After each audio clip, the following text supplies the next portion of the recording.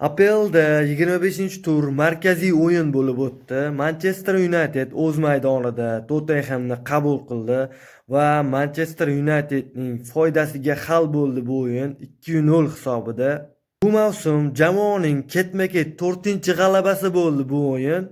Jamoa boshqaruvi Michael Carrickga o'tgandan keyin klubda tubdan o'zgarishlar bo'ldi va 3 ta himoyachidan 4 ta himoyachiga ko'chdi. Va hujumda rang-baranglik oshdi hozir.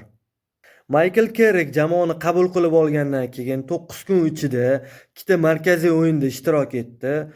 Arsenal hamda Manchester City va bu ikkalasida ham g'alaba qozondi do'stlar Manchester United. Carrickni Manchester Cityga qarshi birinchi qilgan ishi Hollandni ishdan chiqardi va himoya chizig'idagi yo'qotishlarga qarshi zarba yo'lladi.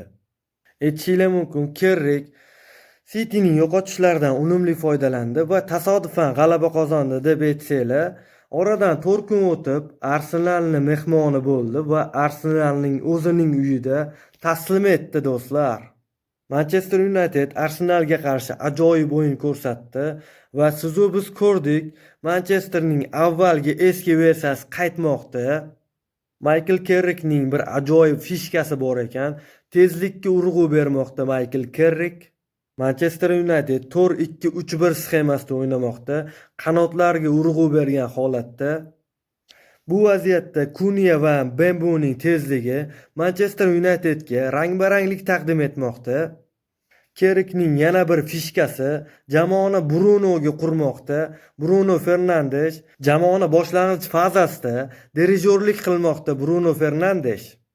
Kerak bo'lsa markaziy 9likka chiqib boryapti va kerak payt paslari bilan Manchester Unitedni qutqarmoqda. Manchester United bu o'yinchini saqlab qolish kerak klubda va yozda ketadi degan gap-so'zlar chiqmoqda. Ketma-ket g'alabalardan keyin APLda comeback qildi. 4-o'ringa ko'tarilib oldi Manchester United.